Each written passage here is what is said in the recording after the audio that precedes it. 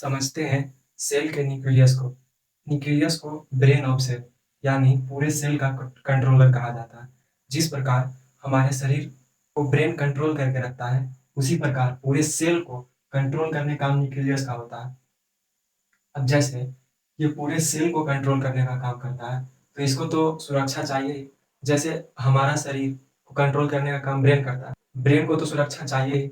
यहाँ भी वही है। यूकैरियोटिक सेल के अंदर न्यूक्लियस में यानी उसके केंद्रक में एक्स्ट्रा प्रोटेक्शन रहता है, यानी एनवेलप ऑन न्यूक्लियस।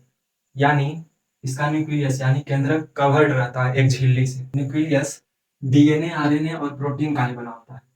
आगे जानेंगे डीएनए क्या है, आरएनए क्या है और प्रोटीन क्या है। प्रोटीन निर्माण करने का काम राइबोसोम का होता है। राइबोसोम ही प्रोटीन का निर्माण करता है। और चूंकि केंद्रक न्यूक्लियस का ब्रेन है, तो इसमें एक्स्ट्रा प्रोटेक्शन यानी एनवेलप और न्यूक्लियस कवर्ड रहता है इसका केंद्रक। आप आगे खुद समझ जाएंगे केंद्रक को इतना डीप में जानने की जरूरत क्या है। केंद्रक बेसिकली किन किन चीजों से बना होता है। केंद्रक का खोज रॉबर्ट ब्राउन ने किया था। केंद्रक के अंदर जूम करके देखा गया तो उसके अंदर क्रोमोसोम पाया गया। क्रोमोसोम के अंदर भी डीएनए पाया गया। डीएनए के अंदर जीन पाया गया। ये क्रोमोसोम, डीएनए और जीन क्या है? जैसे सेल का ब्रेन न्यूक्लियस है, मान लेते हैं ये न्यूक्लियस है यानी केंद्रक है।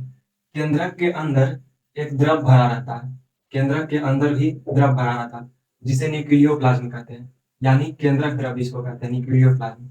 केंद्रक द्रव, अगर सेल के अंदर द्रव है तो वो कोशिका द्रव या प्लाज्मा द्रव होगा, और केंद्रक के अंदर द्रव है तो उसे केंद्रक द्रव्य कहेंगे यानी न्यूक्लियोप्लाज्म। और जीव द्रव्य किसे कहेंगे?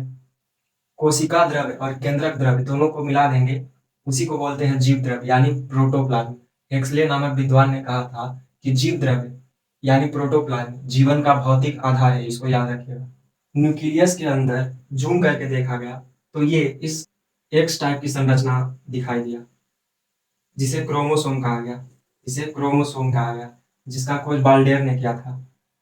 बाल्डेयर ने ही सबसे पहले क्रोमोसोम को देखा था। और क्रोमोसोम के अंदर डीएनए पाया गया। क्रोमोसोम के अंदर डीएनए पाया गया और डीएनए के अंदर भी जीन पाया गया। इसको फिगर से समझते हैं। ये क्रोमोसोम है, एक्स टाइप जो आप देख रहे हैं ये क्रोमोसोम है।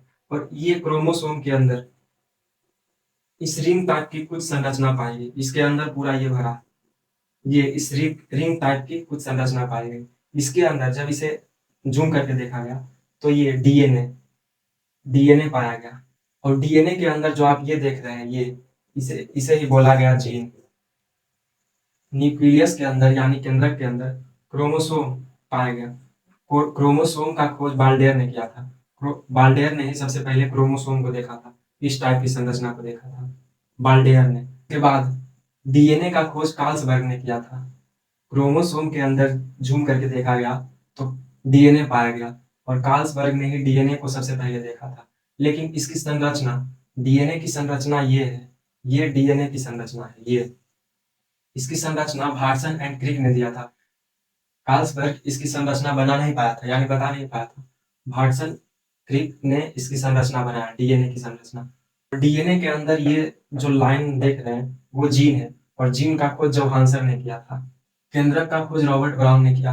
अगर रॉबर्ट ब्राउन न्यूक्लियस को जूम करके देखता तो उसमें क्रोमोसोम मिलता, लेकिन रॉबर्ट ब्राउन वहीं तक छोड़ दिया। इसे देखा बाल्डेयर ने जूम करके, जिसे क्रोमोसोम कहा, और ये भी वही गलती किया।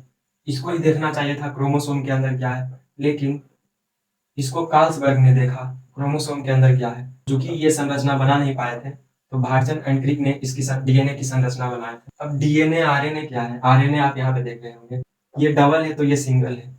आरएनए यानी ribose nucleic acid. Nucleic acid दो प्रकार का होता है न्यूक्लियस में, डीऑक्सी राइबोज न्यूक्लिक एसिड और दूसरा राइबोज न्यूक्लिक एसिड, जिसे डीएनए और आरएनए कहा गया। डीएनए की संरचना ये है, आरएनए की संरचना वो है। जिस प्रकार ग्लूकोज, फ्रुक्टोज, सुक्रोज होता है, उसी प्रकार राइबोज भी होता है। ग्लूकोज का सूत्र C6H12O6। इसी प्रकार फ्रुक्टोज है, उसी प्रकार सुक्रोज है, और उसी प्रकार राइबोज भी है। इसके अगले वीडियो में प्लास्टिड यानी लवक को समझेंगे।